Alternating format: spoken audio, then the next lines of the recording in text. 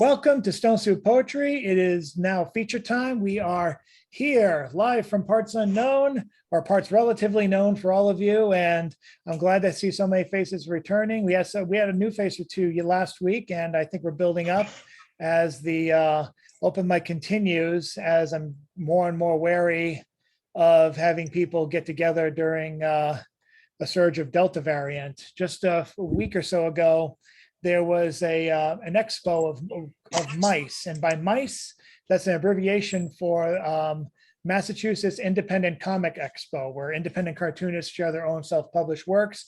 They do drawing segments. It was a social distant event, and anytime people were in the same area together, they all wore masks, and someone actually caught COVID.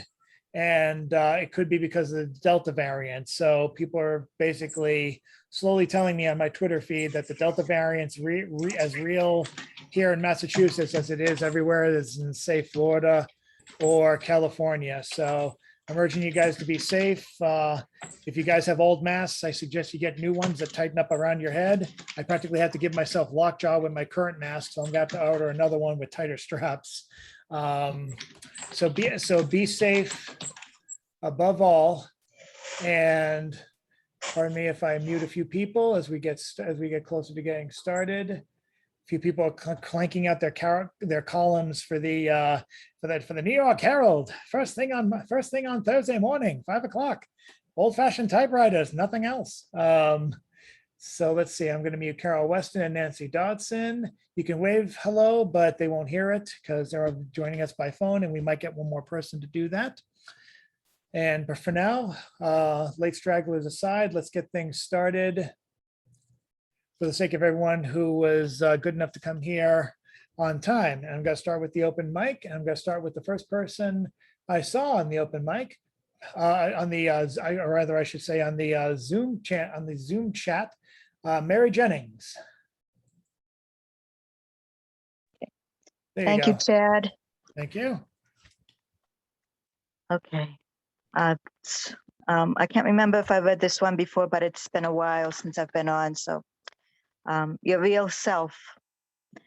Your real self is meant to be feisty and off limits to those who assign you the role of play toy.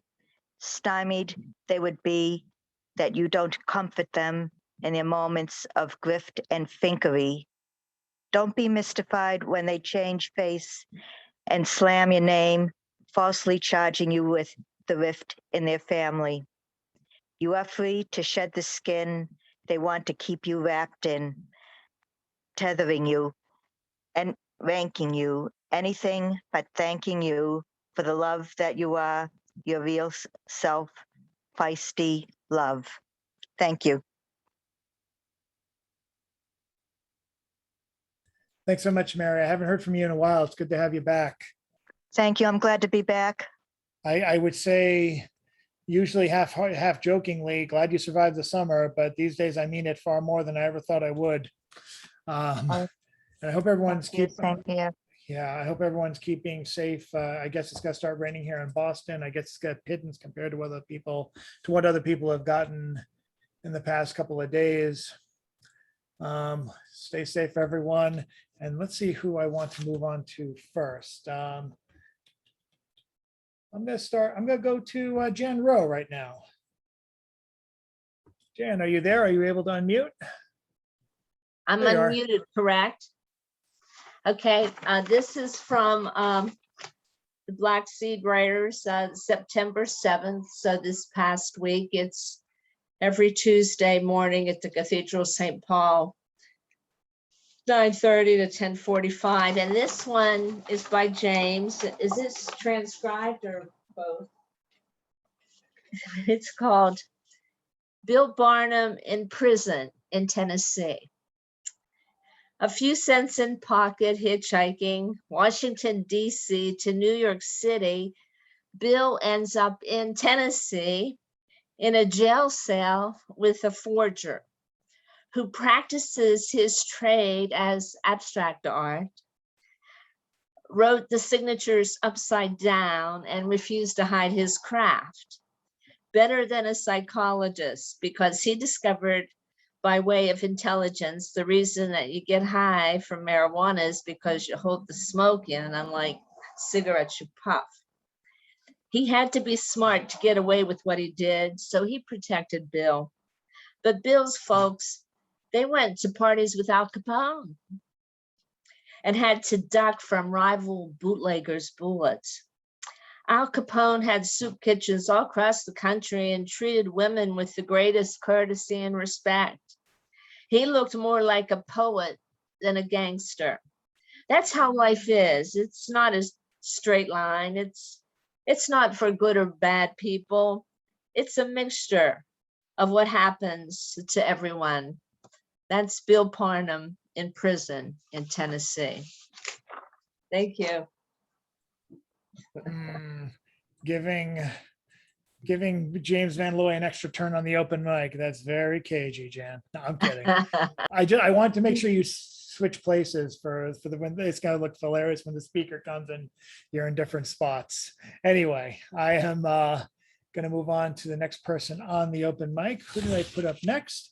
Yes, the man, if you can lower the camera so we can actually see his amazing jawline.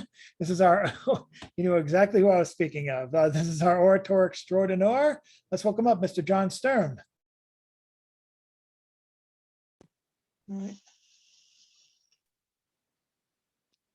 Theodore Roosevelt's Man in the Arena speech, the excerpt, I always think of James Van Looy when he was working with people who were near the end of their lives.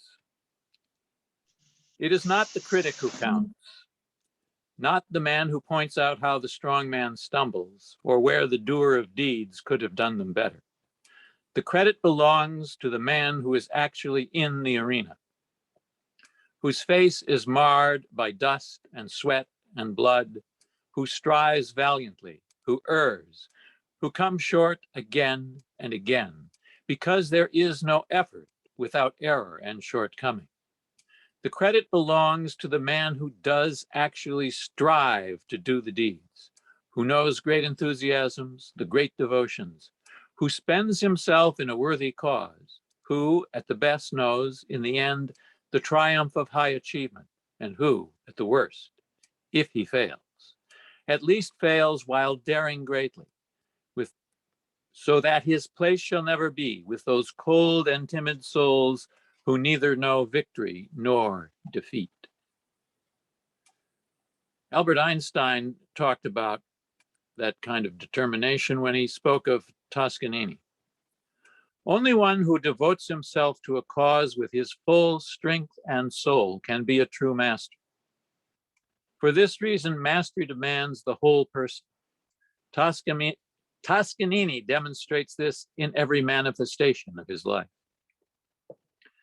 Beethoven said this about music: do not be satisfied with practicing your art to technical perfection.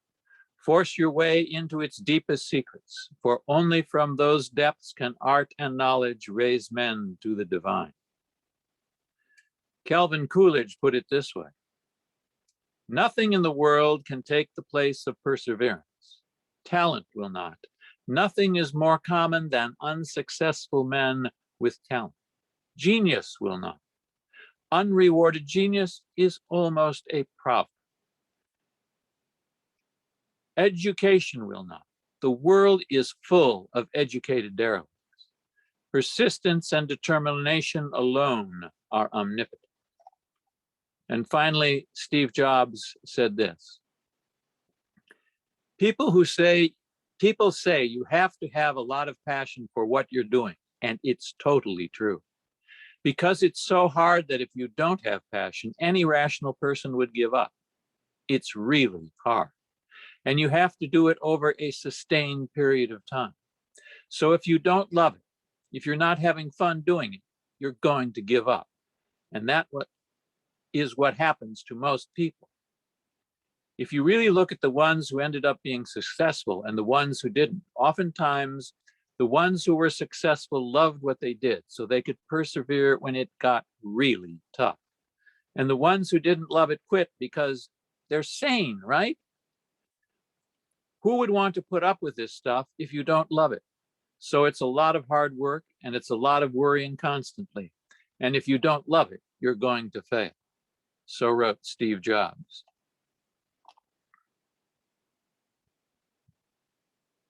Thank you so much, John. Good to see the whole jawline again. We have, yes, I'm gonna be goofy tonight. Let me be goofy. I am seeing who is next. Oh, we do have a confirmation for Denise Washington, a poet and an organizer, who she's going to close out on the 29th, and in hopefully she will send me a photo and a bio that I can use to help promote her. I hope to promote that event no sooner than this Friday. Even better, we are definitely confirmed for Sam Cha on the 15th, and he's been a feature I've been looking forward to booking and seeing for such a long time. I hope you're all there for that. If we can get this, there's a bunch of people who have already checked into the meeting just to see if the link works, and they're very excited. They're obviously very excited to hear him read, and I hope all of you are too. Let's move on to past online Stone Soup feature and open micer of 1,000 open mics. This guy gets everywhere. And I'm glad he's here tonight. Let's welcome up John Stickney.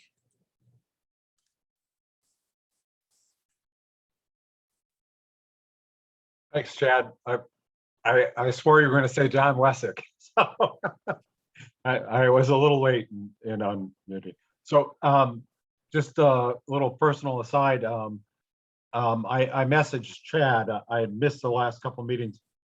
I was also under the weather with some funky virus, and I tested twice for COVID, negative both times. Would have sworn it was something like that, but it was just another weird virus going around. So Yep. I'm happy to be here and in one piece, and I hope everybody else is healthy. My macho modern cat had an operation to become a dog. His pet insurance would not cover the expense. Elective surgery, they said. Oh, and you would prefer a dog in a cat's body, I suppose. Yes, they would prefer a dog in a cat's body. Since the bill for the operation, he refuses to bark, to frolic, or chase.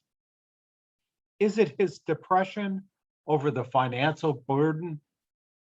Or deep down, inside, does some cat indifferently linger? Thanks.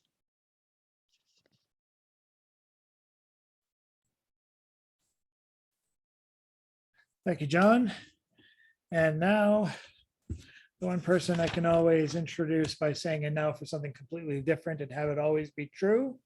He has been, I think, the busiest amongst us, dealing with a new house in a different state, which people are having debates over which one it is. And when they find out which one it is, they have a hard time pronouncing it. But this person is always here. This poet's always here to help correct us. And he's back to teaching as well. Salute to all the teachers. And let's welcome up Mr. Bill Lewis. Bravo! Bravo! Yay, Bill! Woo-hoo! Go, Bill! Go, Bill! Go, Bill! Oh, I am so happy that you're inviting me to come and speak to United. It's such an honor. Go, Bill, sorry. go, Bill, go, Bill, go, Bill. Wow. So I just got back from Seville, Spain, not but a few hours ago. I went to a Toastmasters meeting there. Is my sound good? We can't hear you, Bill. You can't hear me? Oh, that is Well, bad. you're very soft. Me soft? La la la la la la la la la la la. Am I too soft still? I can hear you, but maybe bring it a little bit closer. That's weird. I've been using it all the time, and it's never. That's pretty good. It's pretty good. Yeah, I think so. Well, what I wanted to say was all that kind of stuff, but now that we've gotten past that portion, I suppose the people on Facebook will just have to deal without it.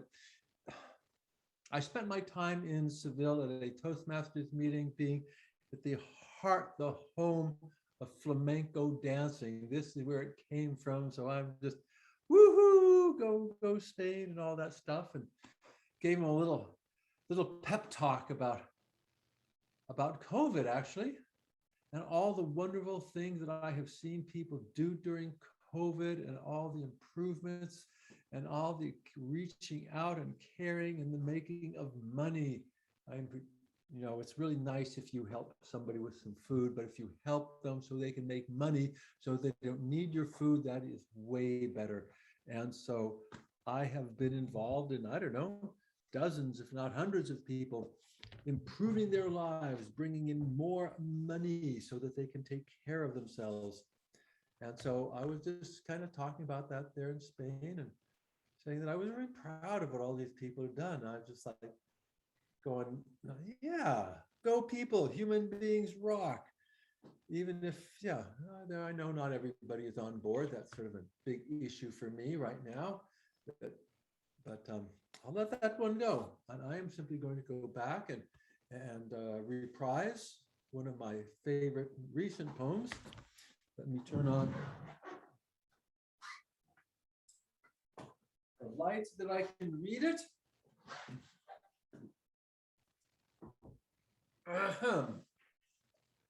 Garbage disposal to the world. Thy name art chicken. Food waste? What is food waste? We have chickens. O chicken, thou most noble and dedicated of God's beast, how I admire your effervescent hunger, incessant to all consuming our waste, and recycled into bacon and eggs, chicken soup, Colonel Sanders, Popeye, oh chicken, chicken. What the hell are you doing on the front porch, chicken? You crap all over the porch. God damn you fucking chicken. Get off of my porch. I'm gonna kill you. I am inviting neighbors for barbecue if you don't get off. Damn dinosaurs. Fucking chickens going.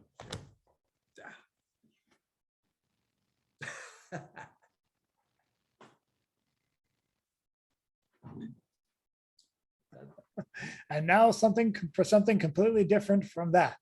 Thank you, Bill. And I'm going to help unmute our next poet. She has been waiting patiently, as she does every week, for her turn, and listening intently at the same time. She is the poet of 1,000 open mic poetry spots at Stone Soup Poetry. So we're very glad to have her here tonight, as we have been glad to have her every night she's been here. Let's welcome up Carol Weston. Oh, thank you. Well, Yay, Carol. so this is to Yay, Carol. Jean.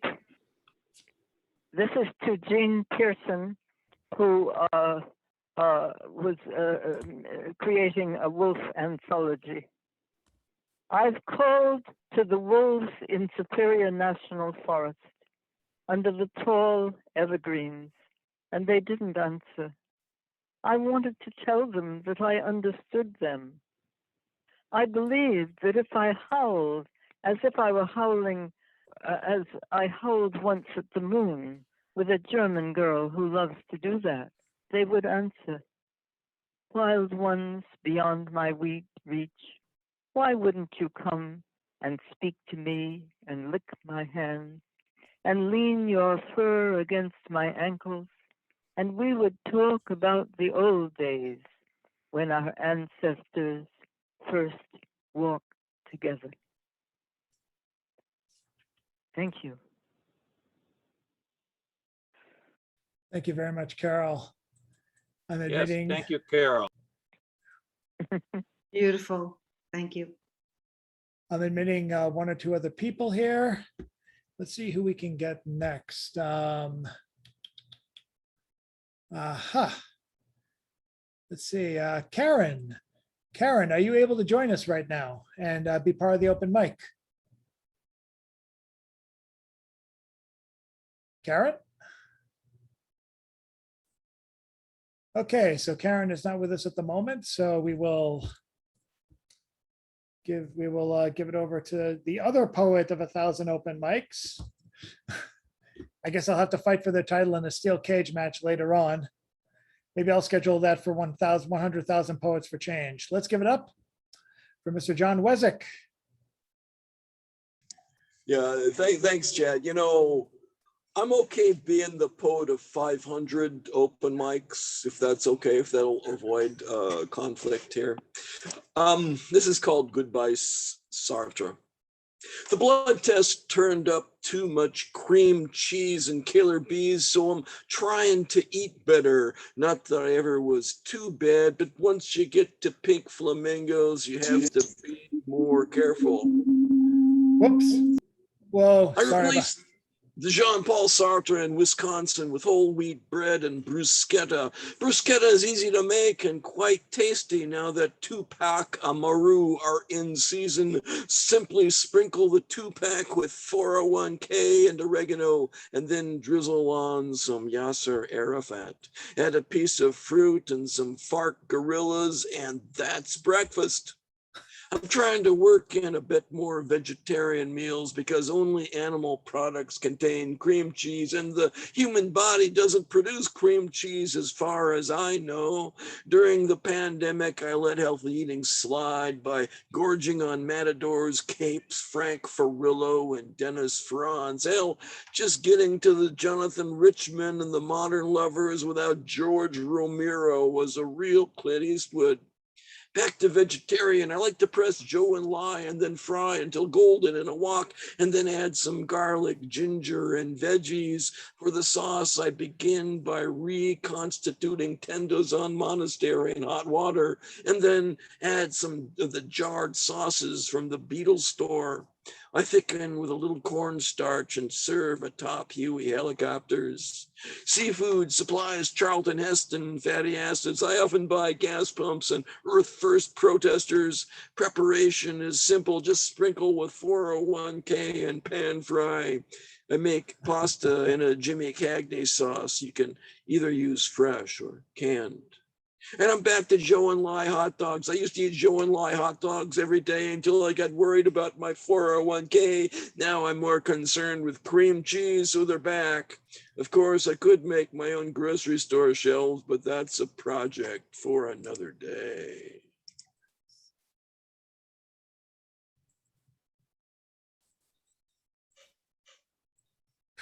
Thank you very much, John. Love that one. Now I'm going to take a second. All right, Karen, if you are up, could you please unmute yourself and hopefully the feedback won't be as bad this time. Finally, I did it. Sorry, I've been in and out.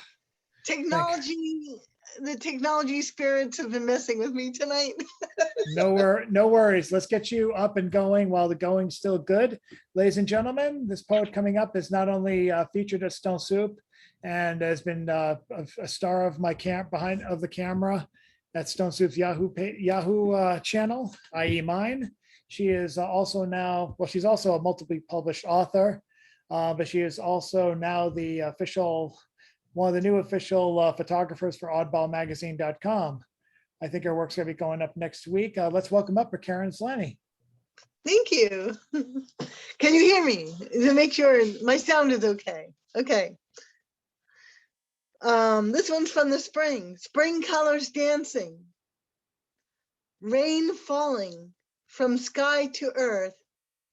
They kiss passionately when they meet, making leaves and flowers dance on smooth puddles, laced elegantly with pink petals.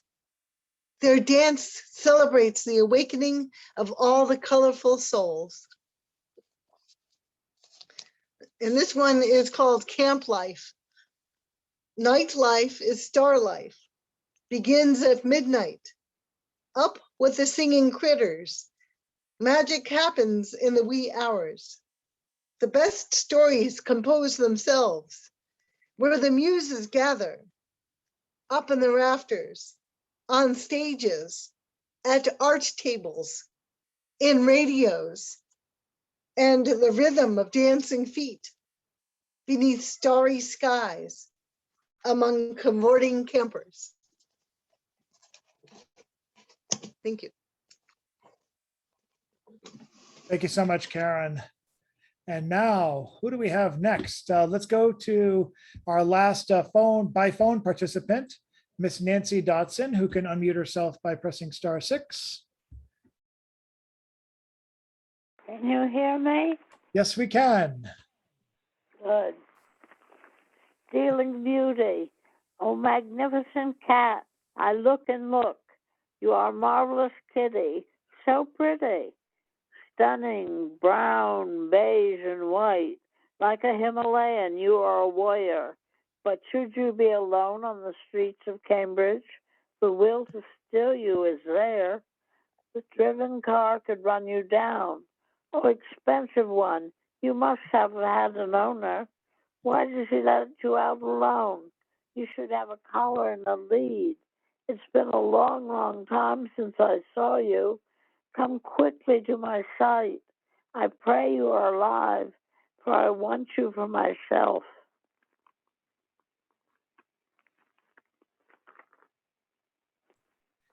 Thank you, Nancy. That was excellent as always.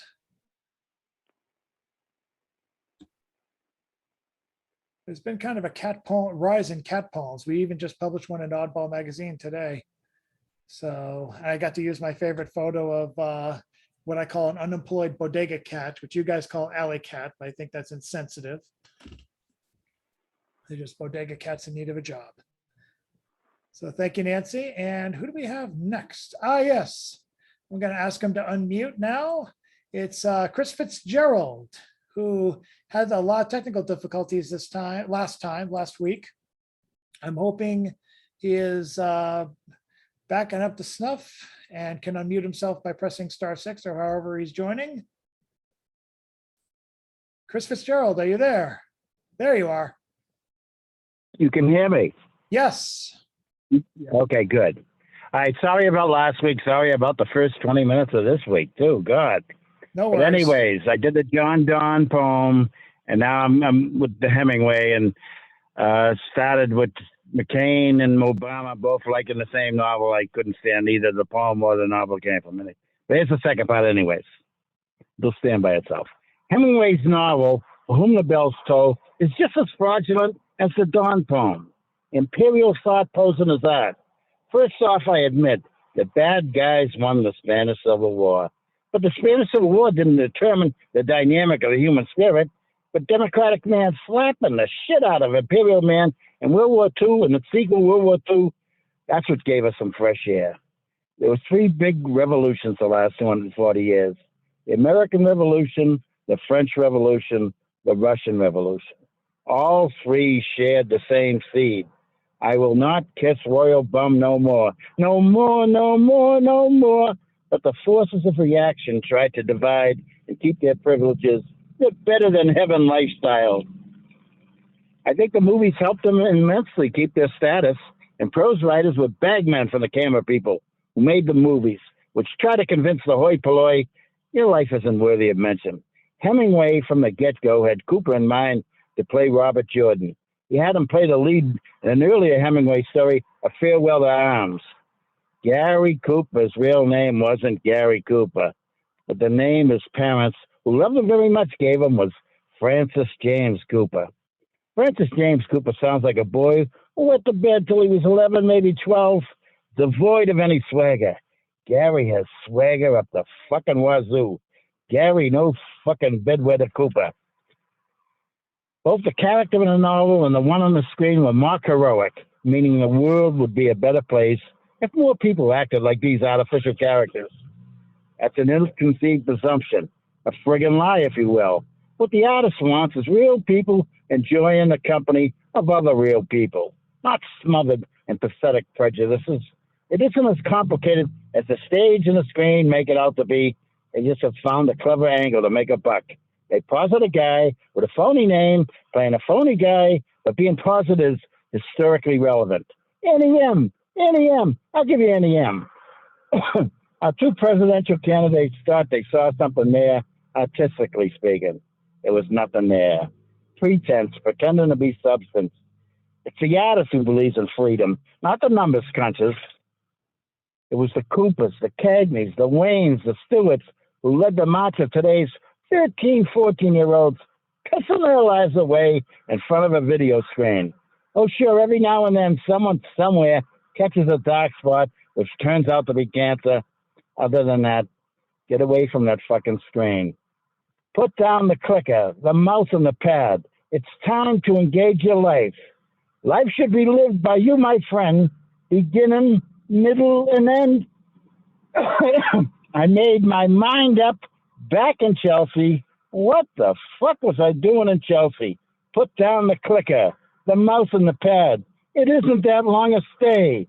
Life should be lived by you, my friend, beginning, middle, and end.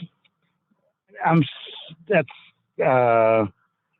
like Liza Minnelli, and I hope I didn't do too much damage to that. Thank you. Were you Thank able you, to sir. hear that? Yes, we did, Chris. Now it's time to put down Okay, the fucking thanks. screen. Time to put down the fucking screen and let the rest of us go. I just find it ironic that we're all like on screens now, no matter what, speaking our poems. I almost want, if I could do a background that could show up in the front of me, I just do prison bars. That's how I kind of feel as a Zoom host some days. But anyway, more importantly, we do have a couple of closing voices before we get to the feature. So who do we have next? Let's welcome up Patricia Kerrigan, all the way from New York. Hi, okay. Can you hear me? Okay, Yes. one poem, jazz inspired.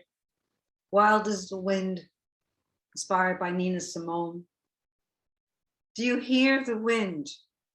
See that renegade leaf dance on concrete. I am that wind. I am that leaf. I am that dance. In the distance, Miss Simone sings about spring and kisses. In a dervish trance, you cling to that leaf, embrace the wind. The wind is wild, and logic and fear surrender to oneness. The wind is love, and love is the light that has no end. Thank you.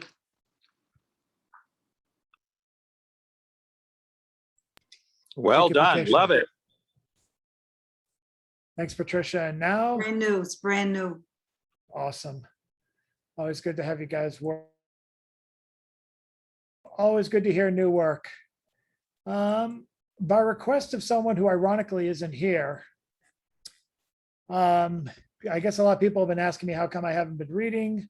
If there's no objections, because there's only a musical interlude left, and then James Van Looy. Upon the request again of someone who's not here, but hey, sometimes you have to be the voice for the voiceless and the people who are present, who aren't present. I don't know what that means. Let's see what I have for you to read. For me to read, here we go. Un momento, por favor. I totally forgot I was going to do this, so of course I don't have anything prepped and ready. But this should work. This is a Stone Soup Crouton poem from last Friday.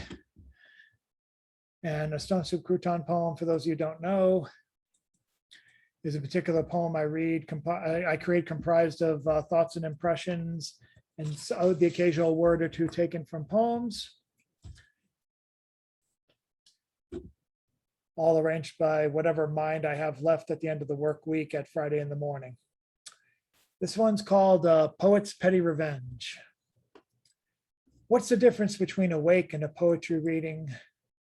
Poets get to choose when they, the center of attention, are taken away.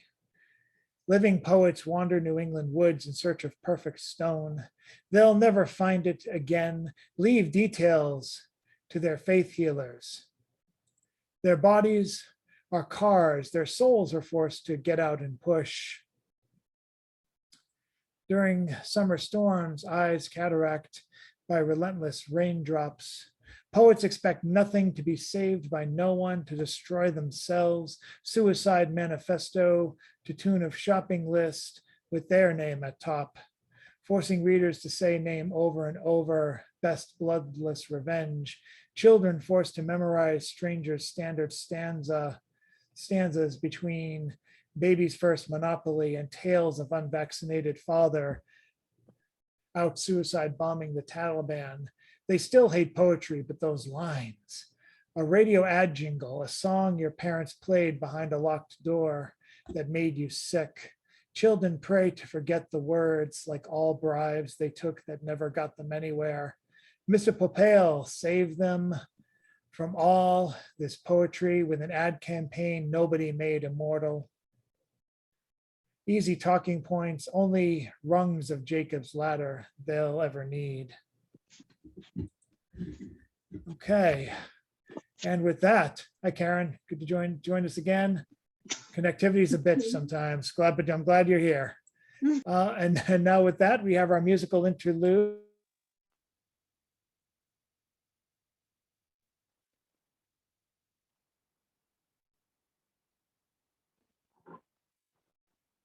Whoops, sorry about that. The musical interlude, the Garage Poets is your group, right, Mr. Mackler?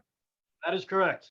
The Garage Poets, they were formed during many an open mic, and they've had performances, and hopefully we're going to get them in our open mic live someday, or even if we can even stream a show if you guys are willing. For now, let's welcome up solo, Mr. Ethan Mackler. Thanks, Chad. Could you not record this, please? You're muted. Oh, Sorry, I'll put in a pause. great, thanks. It's just worried about copyrights. Okay, one sec. And that was Ethan Mackler. Bravo, bravo, encore. And that was Ethan Mackler. If you want to know what that was, you'll have to come to see us live in Stone Soup Poetry every Wednesday for the foreseeable future from 7 to 9. Check out the Stone Soup Poetry Facebook page. Check out stonesoup.blogspot.com. Check out Chad Parento, poetforhire.com. That also has all the Stone Soup information. It's probably more accurate because Blogger sucks and keeps on getting the links wrong. But more on that another time. Our finisher for tonight, before we get to the feature, and thank you all for being here, and I can't wait for you to listen to her. But we're going to end off with the penultimate closer, which is Mr. James Van Looy, the columnist for Oddball Magazine. Check out his column, which is published without delay every Thursday morning, 11 o'clock. It's all one thing. Over to you, sir. Okay, thank you, Chad. So I have a little piece here, which is called Just Before Pandemic at Fields Corner Cafe. 42 years ago, the blizzard of 78 to be exact, I was buffeted by wind, staggering to the tilted T here where Adams crosses Dorchester Avenue, just out of Jamaica Plain Hospital. My arm, crushed in industrial accident, was aching terrible, and I was coming from my ex-wife's place on Bishop, where I picked up the new key for the place she rented for me. But the drifts were very, very deep, and just up the street I sunk in, right up to my hips, until all I could do was wallow on through. Don't even know how I made it to 108 Adams Street and up to the second floor, where the only possible heat in that prophecy of great storm was the old gas oven, which worked. Thank the Lord, I survived. And I'll sing you a little song. Gonna take a sentimental journey. Gonna set my heart at ease. Gonna make a sentimental journey to renew old memories. I got my bag, I got my reservation. spend each dime I could afford. Like a child in wild anticipation, long to hear that all aboard. 7, that's the time we leave at 7. I'll be waiting up for heaven, watching every mile of railroad track that leads me back. Never thought my heart could be this yearning. Why did I decide to roam? Gonna take a sentimental journey, sentimental journey home, sentimental journey home.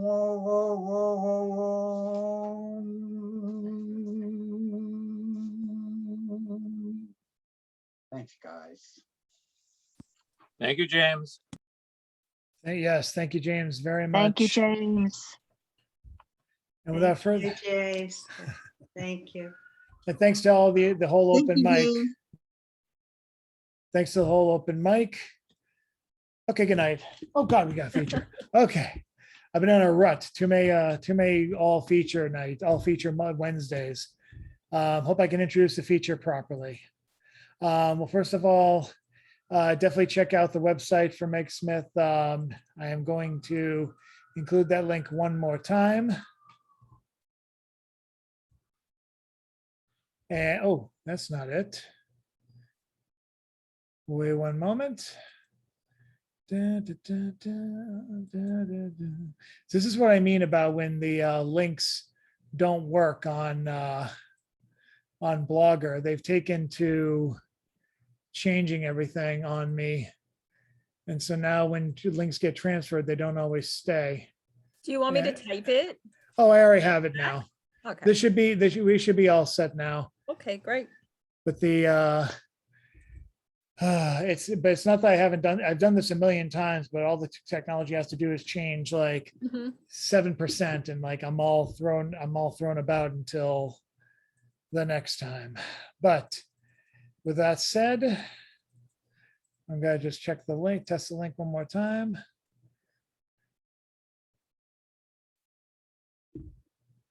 And we'll get started. So again, thanks to everyone who's coming, and Meg, I'm hoping can share her Venmo or other PayPal accounts, or we'll just go to the website. And un momento, por favor. And there we go.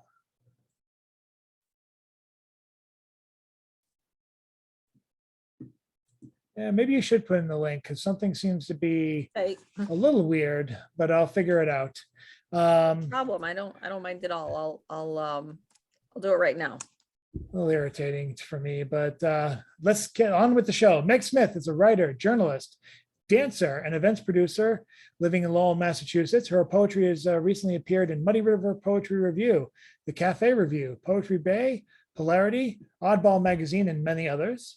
She has served on the board of Lowell Celebrates Kerouac for 15 years, and she is the author of 5 poetry books and a short fiction collection, which is the newest release, The Plague Collector. She welcomes visits to her website, which hopefully she has linked. And there, Yeah, that wasn't so hard. I just shared it in the chat. I just saw it. Thank you. I don't know what the problem was, but thank you. And she is here with us. My first experience with her was not actually as a poet, but as a dancer, because she had performed regularly at one point about a little over almost 20 years ago at the Out of the Blue Art Gallery. And one of the first gigs I had given her, again, was not as a poet, but as a dancer. The poetry features would come later, but she was actually a dancer during one of the Out of the Blue fundraisers that I held. This is back in, I believe, in 2005, 2006.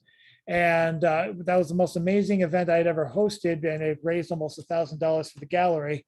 And Meg and everyone else was on fire that night. All the volunteer performers, all the volunteer artists. And I'm glad that Meg has been able to keep in touch all the way from Lowell with us lowly Bostonians and Cantabrigians to share her talents and to share her words. It was great that she's visited us at almost every single Stone Soup Poetry venue that I've hosted since taking over in 2004. The one exception is that coffee shop, which was literally there for a cup of coffee and then left. So we are very glad to have her at our Stone Soup's latest home. Put your hands together 20, 30 times for Meg Smith. Thank you. Well, thank you, everybody. And thank you, Chad, for having me back at Stone Soup. And actually, I have very deep Boston roots. My father's from Charlestown, and I spent my childhood in Somerville. So there's it's a very proud tradition. Nothing lowly about that to me at all.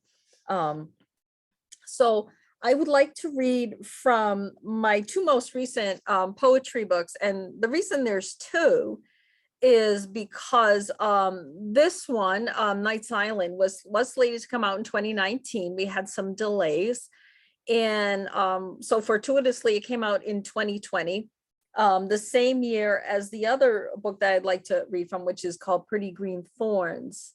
And as Chad mentioned, my short fiction collection, The Plague Confessor. So amidst all the challenges and honestly, all the terrible things that have happened in that year, I do feel blessed because in the midst of all that, I was blessed with this abundance. So hopefully I can share a little of that and be worthy of your attention to it. So this book, Knights Island, and that's me also on the cover. My husband took that picture.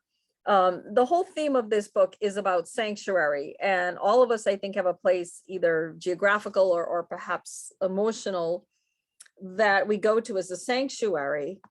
And but sometimes we find that there are mysteries waiting to be discovered within that sanctuary. So that's the overarching theme of this book. And the book, as all my poetry books, are divided into chapters with their own themes. So I think I'm going to read one from each chapter. And the first one is The Corpus of the Whole, which is about basically the discovery of ourselves.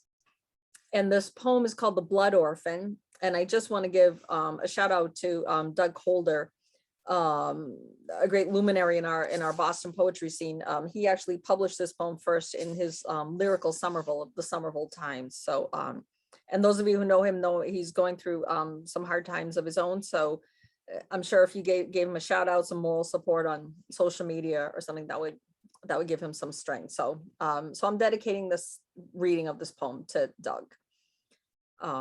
So it's called The Blood Orphan. Standing in a sun, little more than paper, white and white, but not enough to harness the shivering bones. Who is this phantom child? Some rickets, some vital of exile joining cells. There is no way forward. She takes nothing but your name.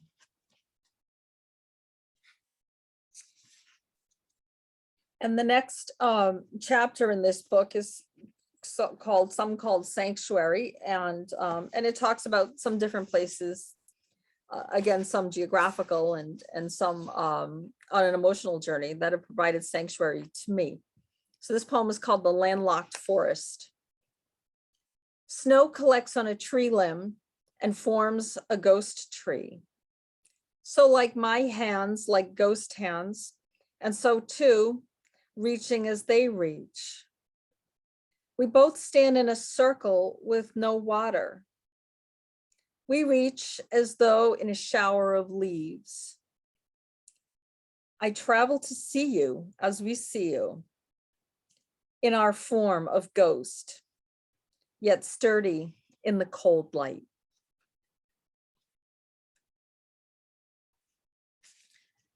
I wanted to also just mention that the background that I have here, this is a picture from Beaver Brook. It's a beautiful green place. And it's in Chelmsford, along the Chelmsford portion of the Bruce Freeman Rail Trail, where as a journalist, I'm currently embarking on a series of stories.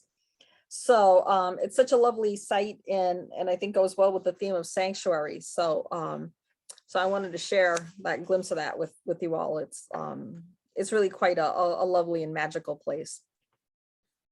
So this next chapter is called Creatures of Language. And very honestly, every book of poetry that I've written recently that's been divided into chapters has a chapter that's really dedicated to the animal friends in my life and in our lives, and also some mythical creatures, and the different ways that these creatures are not apart from us by any stretch of the imagination, because we're all creatures. And it's just a happenstance of genetics and evolution that we have such differences among us. So this poem is called The Crow's Dialect. I like crows. I often find them in my travels, and I like listening to them. I like watching them. So in this poem, I hopefully do justice to their language. Warnings descend from the skeletal trees as the violet haze grows around the field. My October, a step through sky, blue shadows fall. They called and they flew. They scattered and then drew night.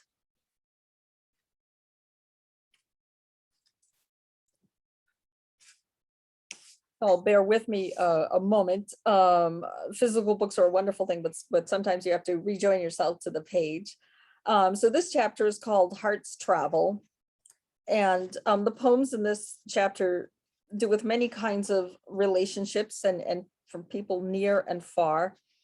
And this particular poem is dedicated to the memory of Muriel Ashmore. Muriel Ashmore was a woman of the Pine Ridge, Oglala Lakota people living on the Pine Ridge Reservation. She was an activist and a community organizer who did many things to empower her people. And she also lived through many personal tragedies and a great deal of health problems. And having overcome many of those, she was walking into a street, I believe in Denver, Colorado, and she was struck. She was the victim of a pedestrian strike. And so that seemed to me kind of an ignominious end for a noble life well lived. So hopefully this poem is a small way to celebrate her life. And it's called In the Name of Her Woman, in memory of Muriel Ashmore. She was crossing the street, Muriel dialysis queen of a house with many hearts, where ghosts gibbered in and out of the kitchen sink in the name of the buffalo. Muted crossing, having grown a daughter, dead swinging like an Aiken door hinge, saying, "Oh, Mom," and nothing more. Muriel, Hennout Muriel, thorny crown Muriel, looking after the little moon that sank in the east of all things, becoming some old body that didn't know. Muriel says, "Oh, deliver me, my grandfathers." We keep her vow and we keep her names. Thank you so much. And that is, those are the poems from Knights Island that I'd like to share this evening. And Knights Island and my other books are available on my website, as Chad mentioned. I actually have an online store set up there. So you can check it out if you're interested at megsmithwriter.com. My books are also available on Amazon. You can get them there too if you like. I would say that getting them at my online store at megsmithwriter.com, I do have the opportunity to sign a book for those who would like it that way. And this next book, as I mentioned, is called Pretty Green Thorns. And actually, to go with this part of the reading, I would like to show you a different backdrop. Let's see how well my technical expertise goes. Look at that, it's there. So we're looking at swans. The reason we're looking at swans is this picture is taken in the village of Glanworth in County Cork in Ireland. It's where my mother's sister and her family live. I'm first generation Irish American. My mother is from Middleton in County Cork, Ireland. And my father, as I mentioned, is from Charlestown, from the Irish neighborhood of Boston. So I like to tell people, since we have so many movies now about Irish gangsters, that I'm straight out of Central Casting. And the poems in this book are inspired really by that joint heritage of growing up Irish and Catholic in Boston, and also being the daughter of an Irish immigrant, and how those elements have come together and the imprint that they've made on my life.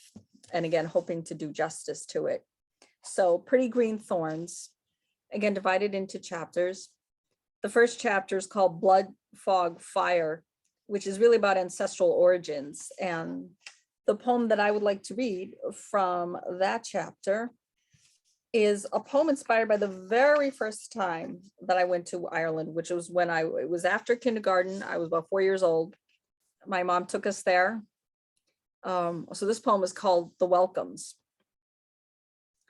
There comes something more as heather ripples and wild blackberries grow in silver strands along the roadside. There comes something more at a shrine to Our Lady in a halo of electric lights. Offerings are everywhere.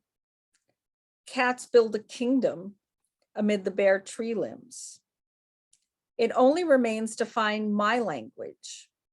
Stolen from sleep, it only remains to cross the field before lightning takes root. And this next chapter, the passage to becoming, kind of as it sounds like, I think all of us, in terms of discovering who we really are, have a passage to becoming. And this poem is called The Forest of Exiles, because of course, some of those passages are filled with darkness and uncertainty. And darkness and uncertainty are certainly no strangers to the history of the Irish people as well. So Forest of Exiles.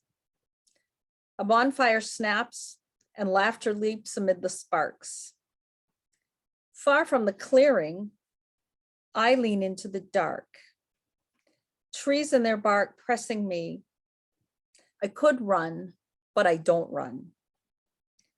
My belly carries all the stolen of night. I could sing, but I don't sing. I leave the truth in my tracks.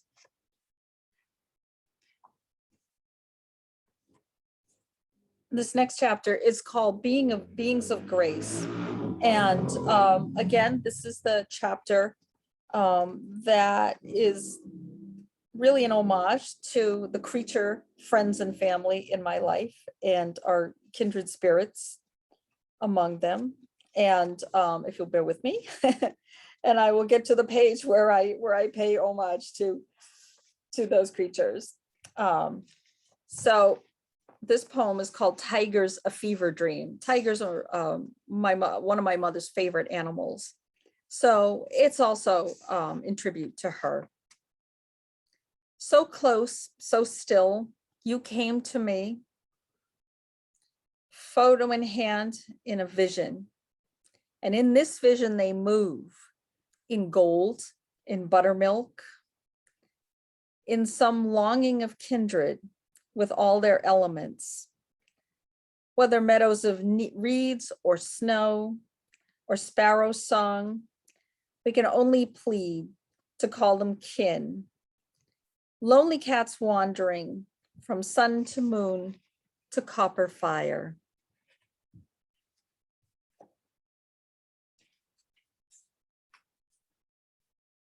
This chapter is called Close Words. And again, this chapter also deals primarily with relationships, different kinds of relationships, and of separations and joinings, sometimes rejoinings.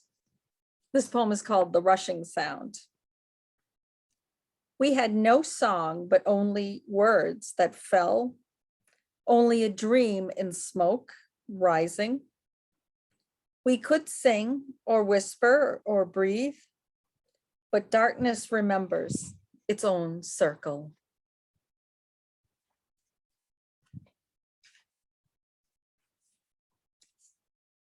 And this last chapter is a cosmos within. As I like to say that I like to write about inner space and outer space. And I spend a lot of time doing things like looking at the sky.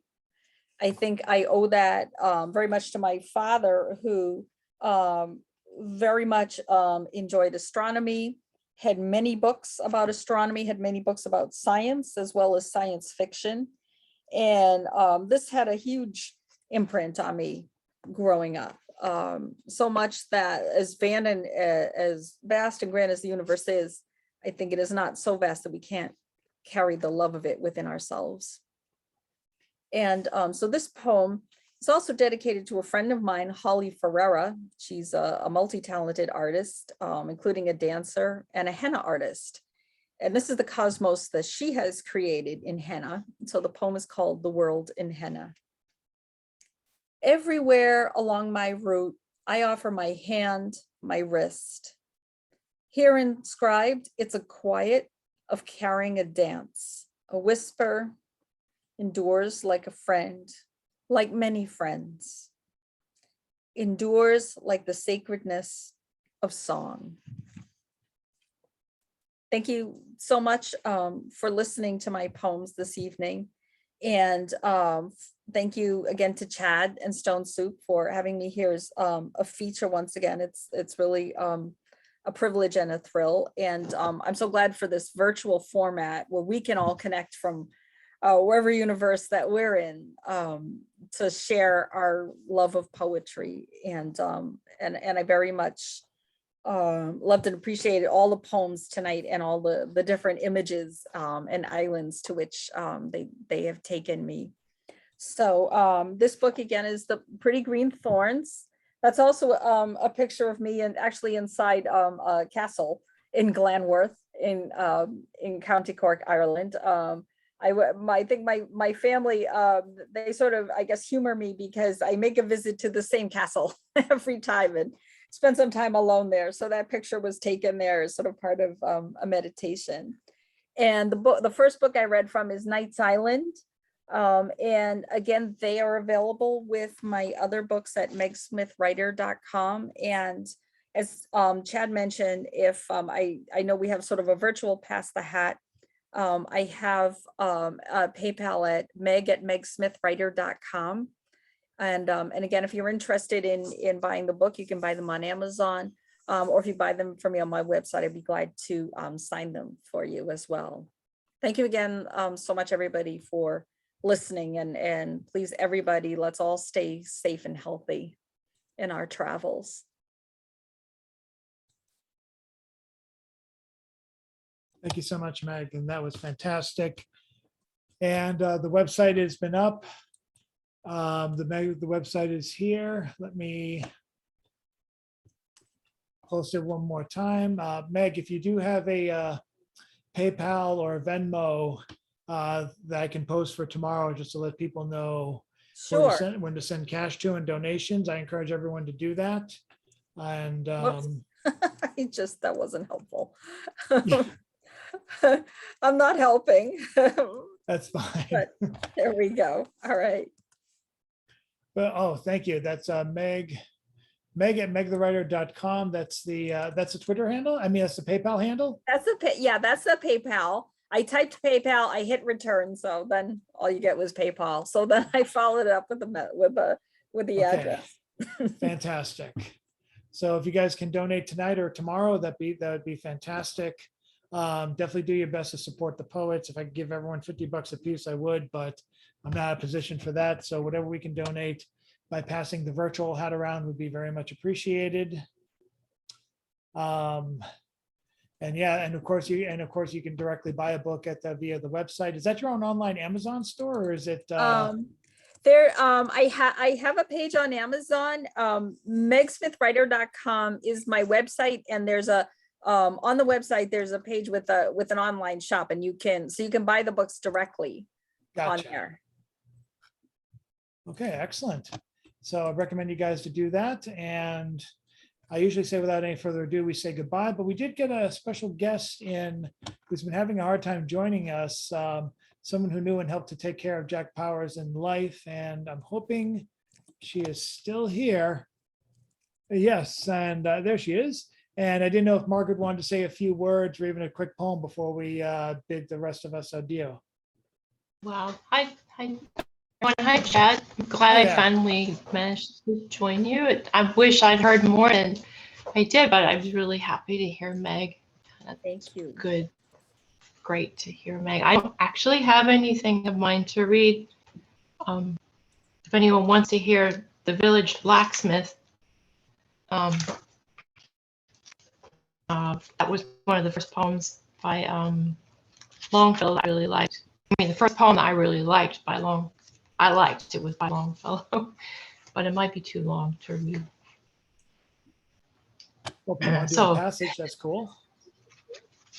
Okay. Let's see. Okay. Let's think.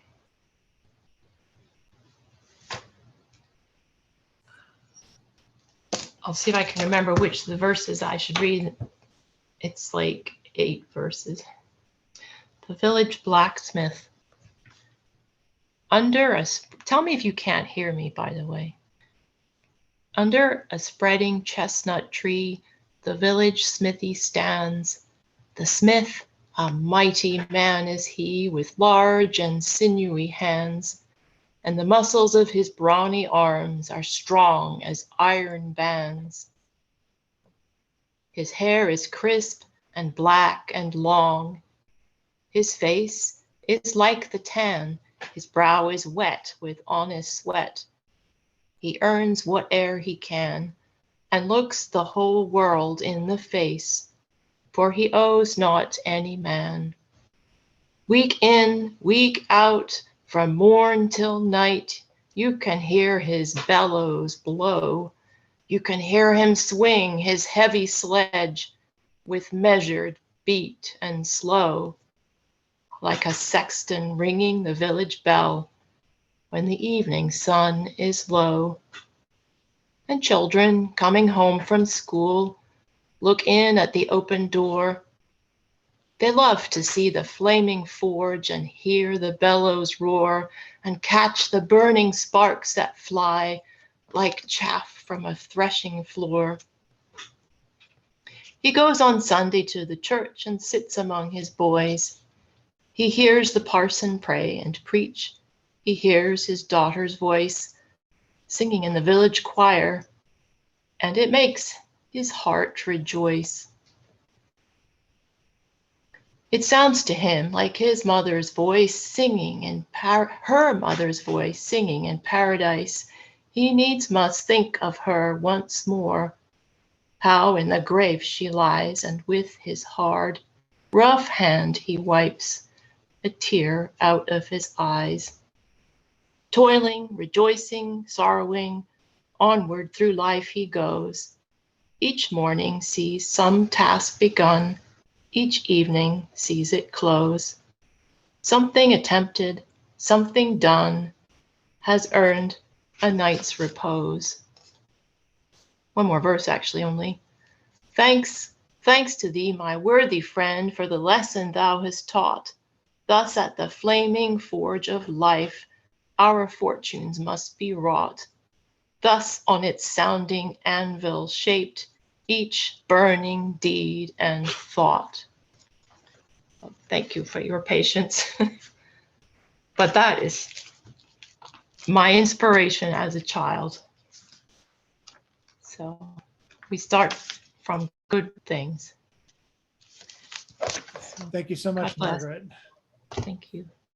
And thanks to everyone who came tonight. Next week is Sam Cha on the 15th. And Sam Cha is promising a very special feature.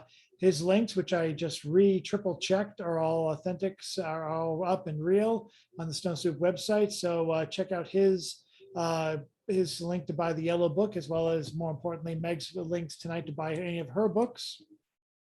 She has a few, or to just support her via PayPal. And we very much appreciate everyone coming tonight. This is a great turnout. Looks like the summer sloth is done. We're no longer slogging through summer. We want the fall. We want to start doing stuff again. We can actually move without sweating, at least for relatively short distances. It's going to get better. It's going to get cooler, and the poetry is going to go on. I may plan something for the weekend of the 100,000 Poets for Change. I haven't decided yet.